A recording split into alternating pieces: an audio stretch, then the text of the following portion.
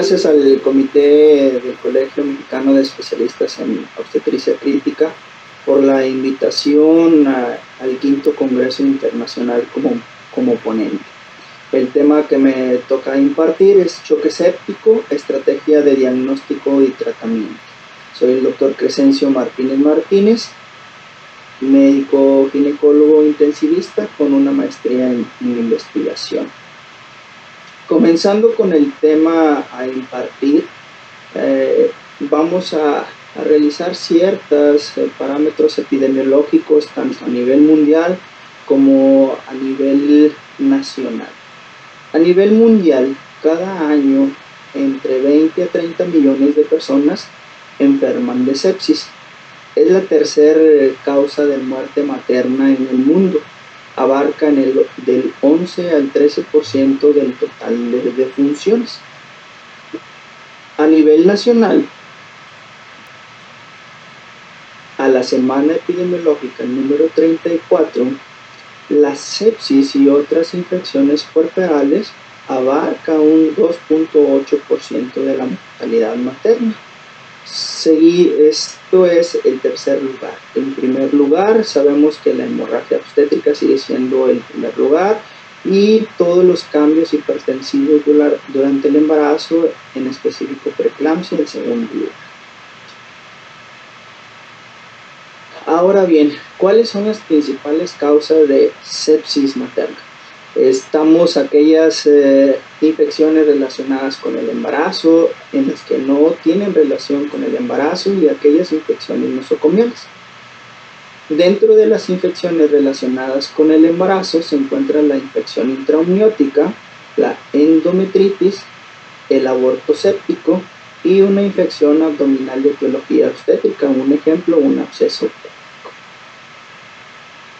Aquellas infecciones en relación con el embarazo se encuentran la pielonefritis aguda, una neumonía, una fascitis y una apendicitis complicada. Aquellas infecciones nosocomiales podemos encontrar una infección urinaria por catéter vesical, la neumonía asociada a ventilador y una infección en sitio de herida quirúrgica. Esas son las causas principales de sepsis materna.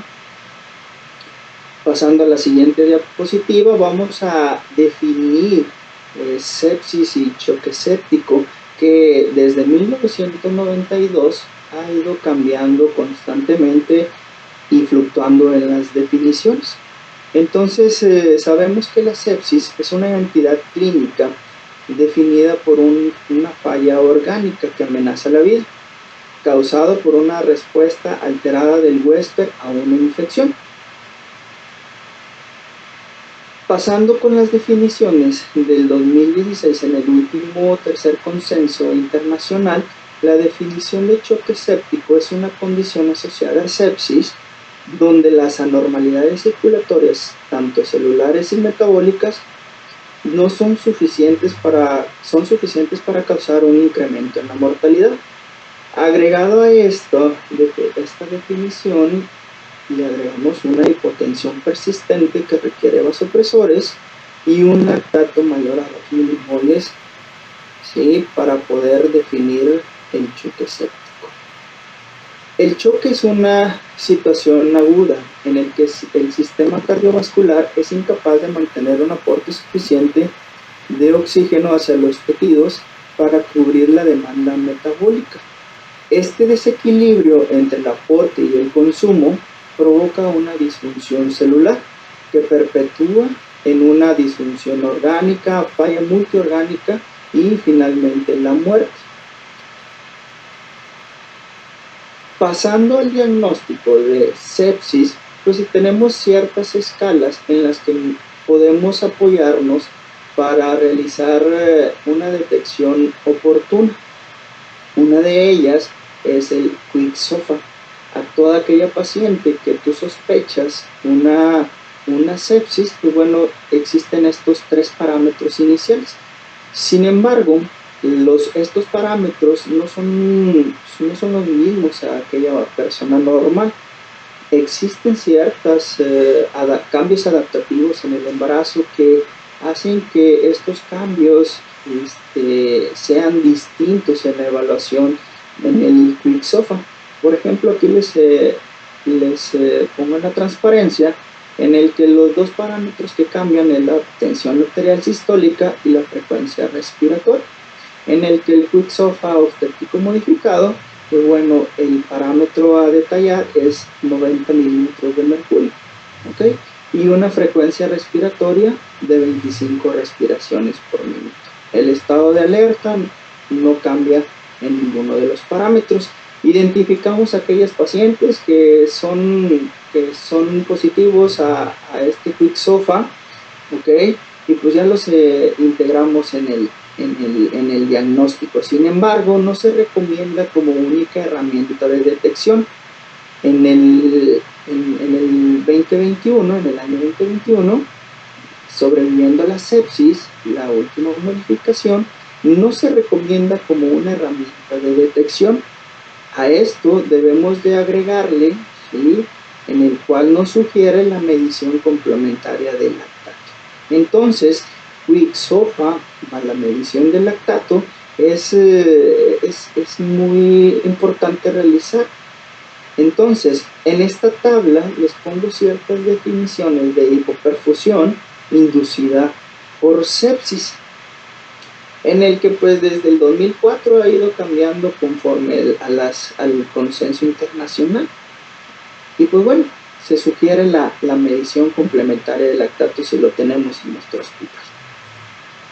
¿Qué otras escalas podemos usar para complemento a este Quick SOFA? Pues bueno, tenemos el score de sepsis obstétrico. Aquí les pongo la tabla y los parámetros a evaluar.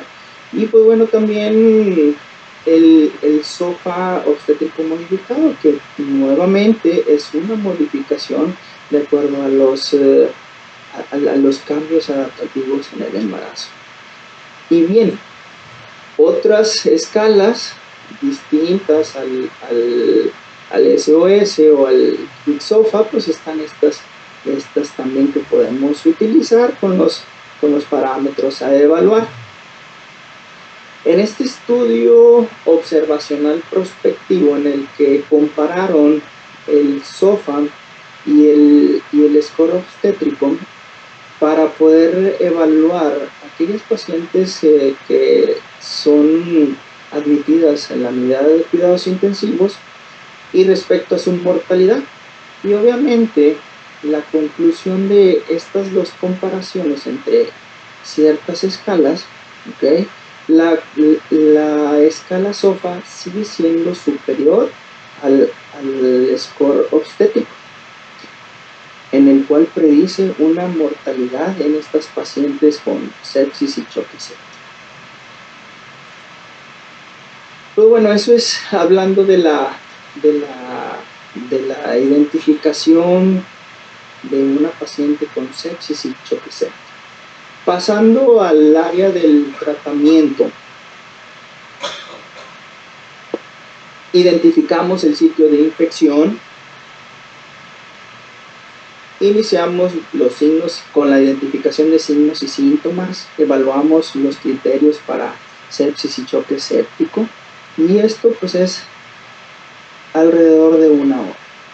¿Okay? Si nosotros trazamos una línea del tiempo para la identificación y el inicio del tratamiento, pues es importantísimo que dentro de la primera hora tú identifiques y diagnostiques, que envíes ciertos parámetros, hemocultivos, lactato, ¿ok? Y además iniciar ya el tratamiento de la resucitación inicial, que es la infusión de los líquidos intravenosos, ¿ok? Esto es en una línea del tiempo en el que el final, o bien sobrevivir a esta patología, o bien el otro lado de la muerte, que es la muerte.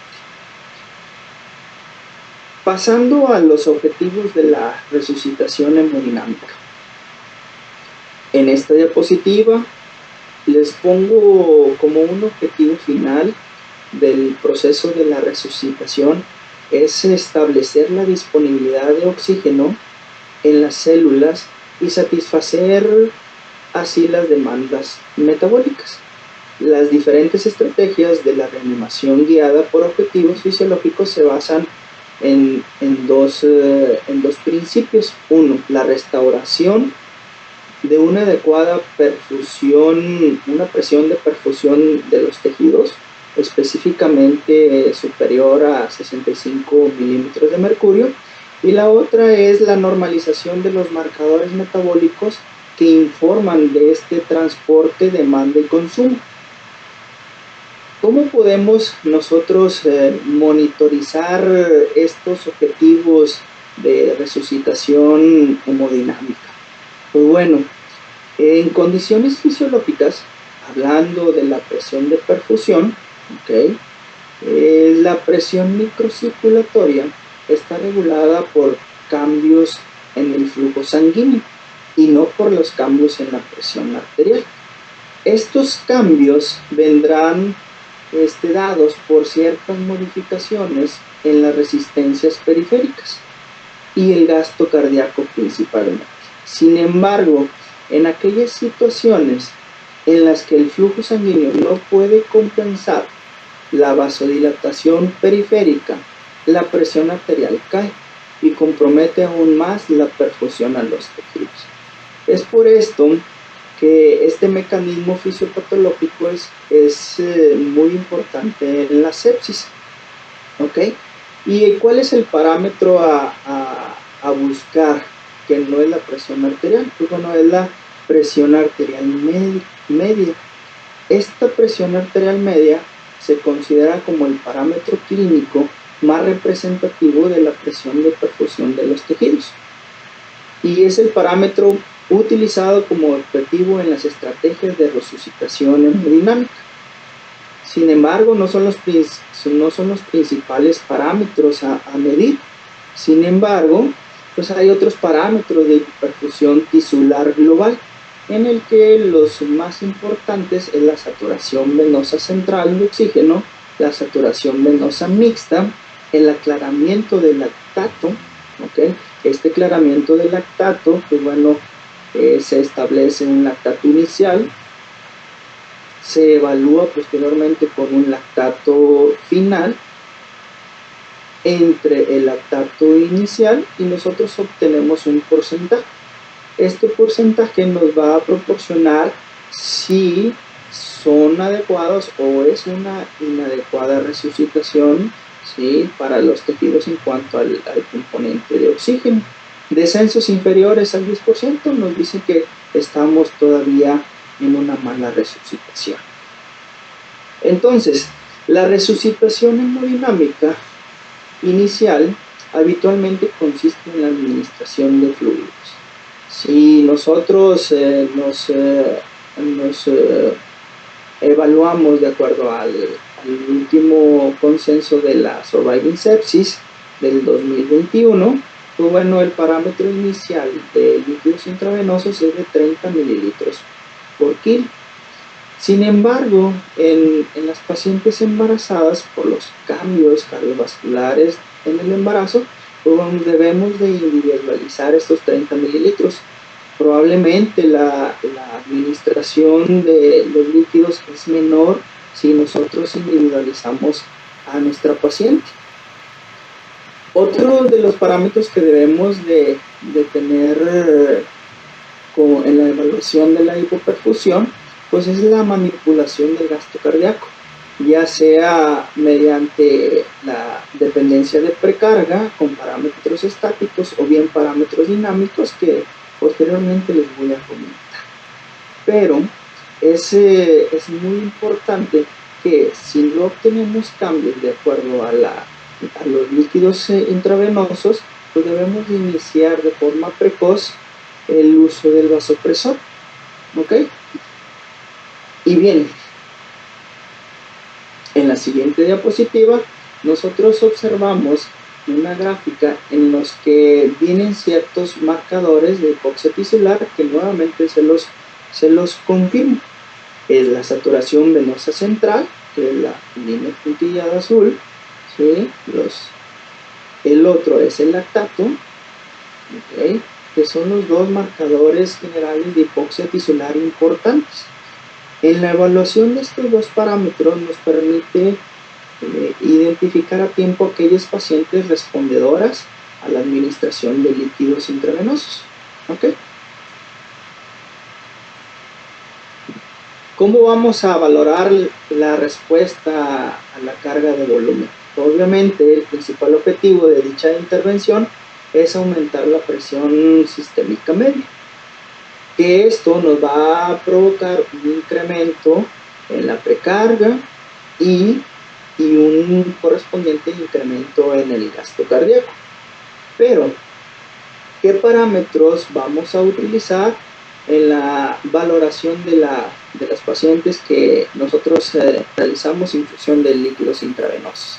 Bueno, aquellos parámetros estáticos y parámetros dinámicos. Sin embargo, en los parámetros estáticos, como predictores de respuesta a volumen, no está del todo recomendado. Aquellos parámetros estáticos está el diámetro de la vena cava inferior, el área de telediastólica del ventrículo izquierdo, el volumen telediastólico global y así la presión venosa central. Aquellos parámetros dinámicos que podemos evaluar la respuesta cardiovascular a un cambio temporal irreversible en la precarga, pues bueno, son distintos. Ya si es una paciente con ventilación mecánica, en el que estos parámetros dinámicos están la variabilidad de presión de pulso o el volumen sistólico, también puede ser de ayuda. Sin embargo, hay otros como la elevación de las piernas, ¿okay? Que también es una herramienta importante en la evaluación de las pacientes que le administramos líquidos intravenosos.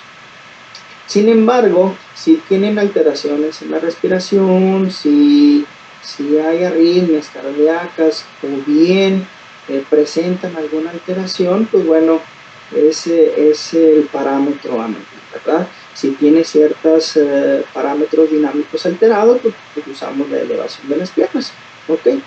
¿Qué es la respuesta a líquidos? ¿Qué es lo que vamos a administrar? Está identificado que administrar un bolo de 500 mililitros de cristaloide pues va a ayudar en el incremento del gasto cardíaco. Sin embargo, si no identificamos que es dependencia de prekarma en las curvas de Frank-Starling, pues bueno, si no es mayor al 15% al basal, pues quiere decir que no es respuesta. Entonces, estos son los parámetros dinámicos que podemos apoyarnos para evaluar y valorar la respuesta al volumen y no irnos definitivamente con 30 mililitros por kilo de peso.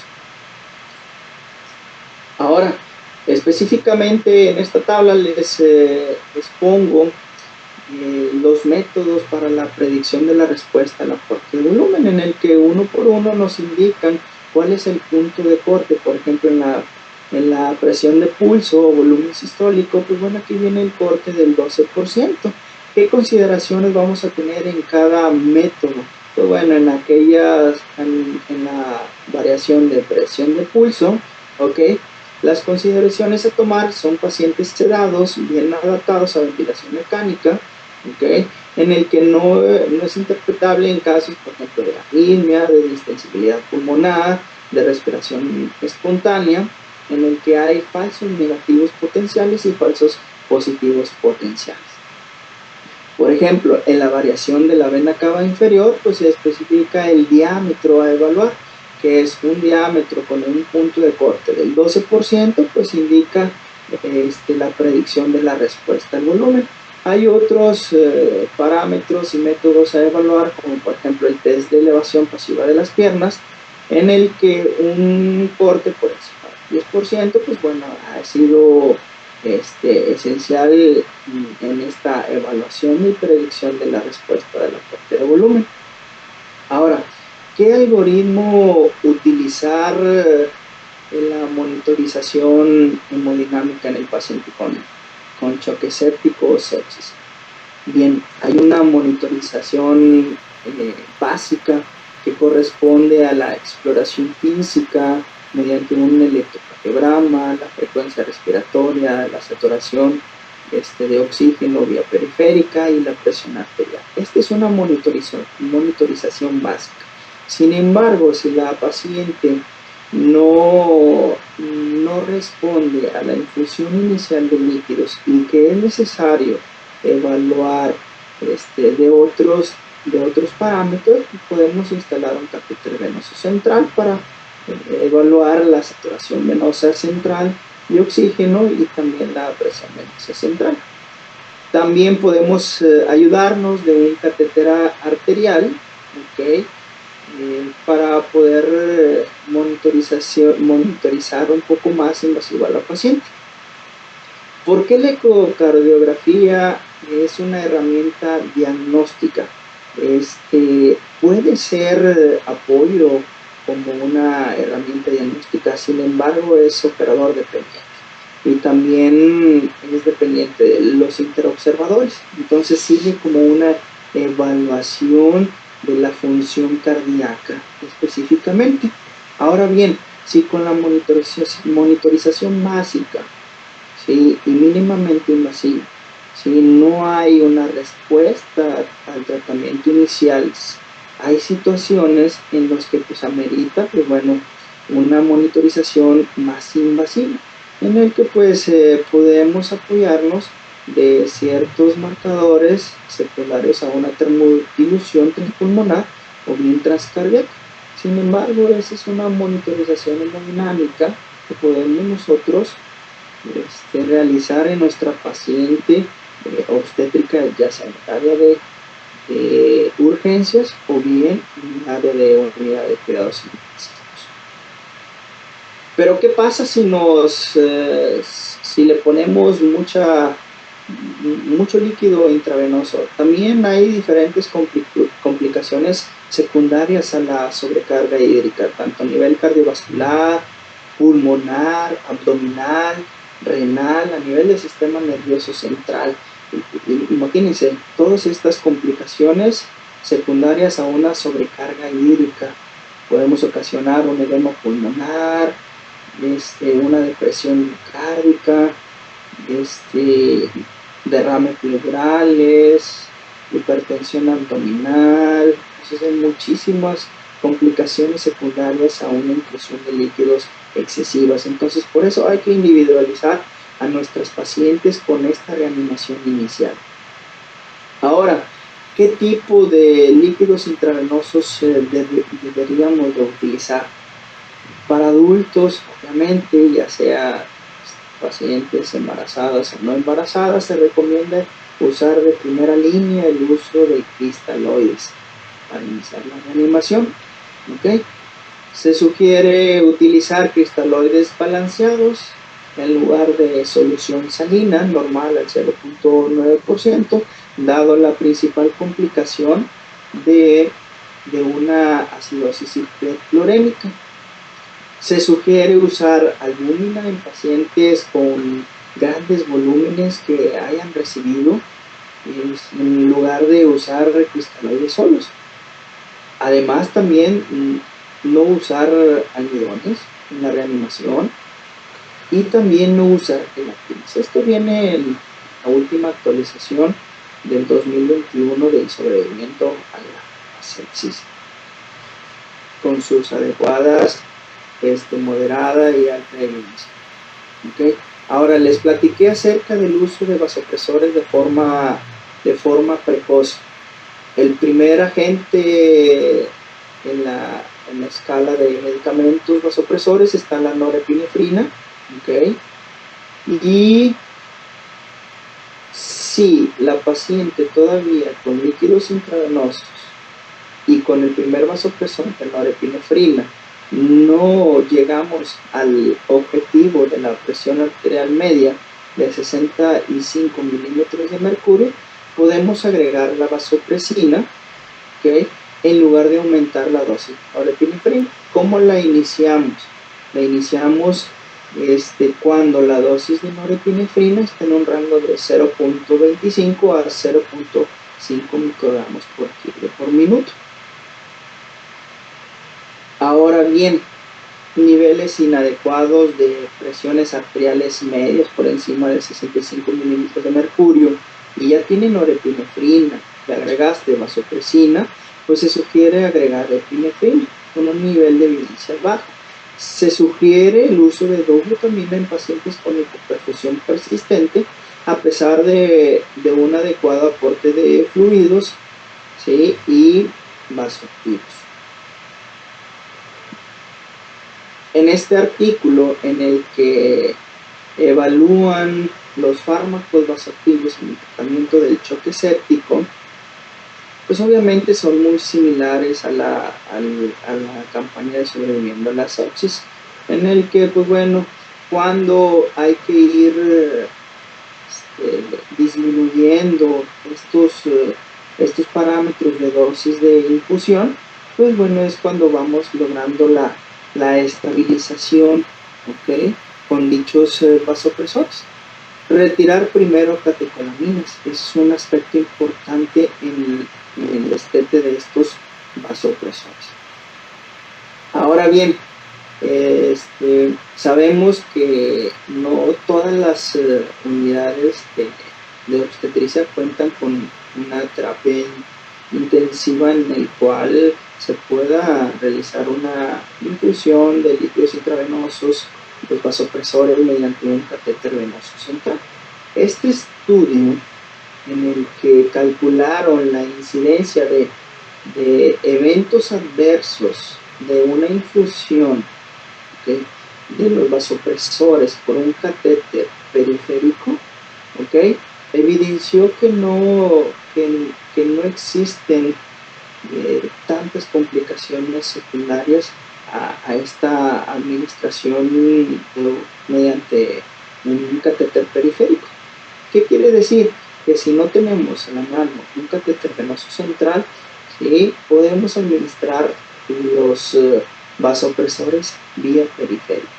Así que no teman usar los vasopresores, ¿ok?, para un catéter periférico. Este estudio de revisión sistemática y metaanálisis nos comenta que podemos realizar. Ahora bien, otro aspecto que hay que evaluar es la antibioticoterapia en el tratamiento de la sepsis y el choque séptico. Pues obviamente que hay que completarse dentro de las primeras 3 horas posteriores a la identificación, ¿ok?, que el tipo de antibiótico va a ser empírico, ¿ok? Ya posteriormente evaluamos con los cultivos si son positivos a ciertos microorganismos, pues evaluamos aquellas también con alto riesgo de multidrogoresistencia. Y aquí les pongo ciertos esquemas de antibióticos que vienen en la guía de práctica clínica mexicana y las sugerencias para el cuadro básico, en el que, pues bueno, aquí vienen los microorganismos responsables, el Staphylococcus aureus, ¿sí?, que son meticilino resistentes, ¿okay?, ciertos estreptococos gram negativos y sus respectivas sugerencias del cuadro básico. Para pilonefritis, aborto séptico.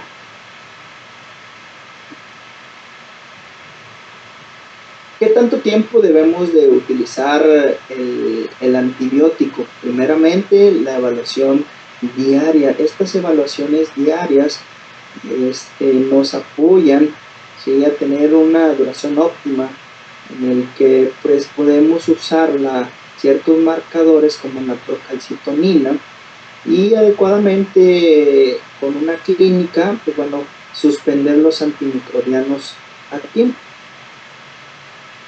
Aquí en esta tabla vienen las ciertas especificaciones de corta duración y larga duración del tiempo de los antimicrobianos. Alrededor de 5 hasta 10 días, pues bueno, son los más frecuentes. Ahora bien, el uso de corticosteroides. Para adultos con choque séptico y un requerimiento continuo de terapia vasopresora, sugerimos el uso de corticoides intravenosos. El corticosteroide típico que se usa en choque séptico es la hidrocortisona intravenosa, en una dosis de 200 miligramos por día, administrada como 50 miligramos por vía intravenosa cada 6 horas o como una infusión continua. Se sugiere que se inicie con una dosis de norepinefrina o epinefrina, ¿sí?, mayor a 0.25 microgramos kilos por minuto, al menos 4 horas después del inicio. Entonces podemos utilizar en aquellas pacientes que no son respondedoras a vasopresores el uso de corticosteroides. Ahora bien, profilaxis del tromboembolismo. Se recomienda usar profilaxis, ¿sí?, a menos que exista contraindicación a dicha terapia. ¿Okay? ¿Qué medicamento se recomienda? La heparina de bajo peso molecular en lugar de heparina no fraccionada para la profilaxis de tromboembolismo. ¿Okay? Además, tener un control estricto de glucosa para adultos con sepsis y choque séptico, pues de la terapia con insulina, ¿okay?, a un nivel de glucosa de mayor a 180 miligramos por decilitro.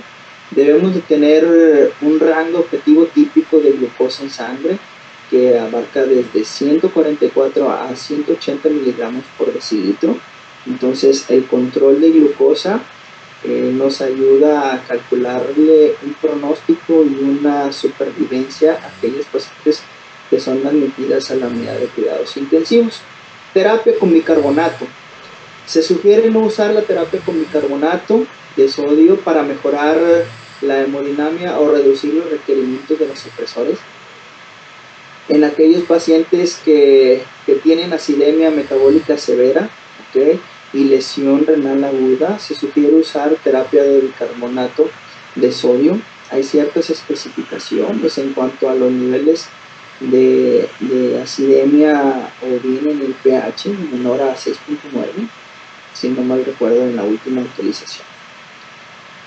Aquellos pacientes hay que darles de comer. Es importante la nutrición para que estos pacientes reciban su alimentación enteral. Se sugiere el inicio temprano dentro de las 72 horas para administrar esta nutrición enteral. Ya si no se puede por una nutrición enteral, pues bueno, una nutrición parenteral. Ahora, para concluir este tema, ¿cuáles son las 10 principales perlas para el control de la sepsis? 1. En el reconocimiento es clave. Perla número 1. Mantener siempre un alto índice de sospecha de sepsis o choque séptico. Perla número 2. Implementar una herramienta a pie de cama para la detección del deterioro materno. Muévete rápido durante la hora dorada para salvar vidas. Implementar paquetes de sepsis para facilitar una rápida escalada de la atención. Los estudios de laboratorio radiológicos son claves para la búsqueda de la etiología y fuente de infección. Conocer nuestros principales microorganismos, bichos, su origen probable y que el estreptococo del grupo A puede matar rápidamente. Elija antimicrobianos adaptados al diagnóstico más probable. La reanimación con líquidos debe iniciarse rápidamente en pacientes con un lactato en sangre superior a 4 milimoles o una presión arterial media inferior a 65 milímetros de mercurio. Más allá de la hora dorada, la intensificación de la atención es fundamental para la supervivencia. Una vez estabilizado el paciente, hay que llegar al origen del problema y anticipar y prevenir resultados adversos del embarazo. Algo importante es que estamos tratando con embarazadas. Por ejemplo, en aquella paciente que tú detectas una pielonefritis y que tiene 20 a 24 semanas, la estabilización inmediata, ¿okay?, y la no estabilización puede repercutir a nivel fetal. Entonces, con esto concluimos esta plática que es de las estrategias de diagnóstico y tratamiento en el choque séptico. Muchísimas gracias a todos en particular al comité por la, por, por la invitación a este congreso.